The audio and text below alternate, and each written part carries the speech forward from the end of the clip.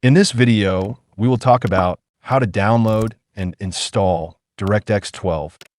Right-click on Start icon. Select Run.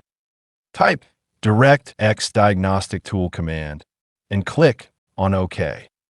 Here, if you see DirectX 12, there is no need to download if you have an older version. Then right-click and open any browser. In address bar, type Download DirectX and press Enter. Click on this link and open the website. Here, click on Download.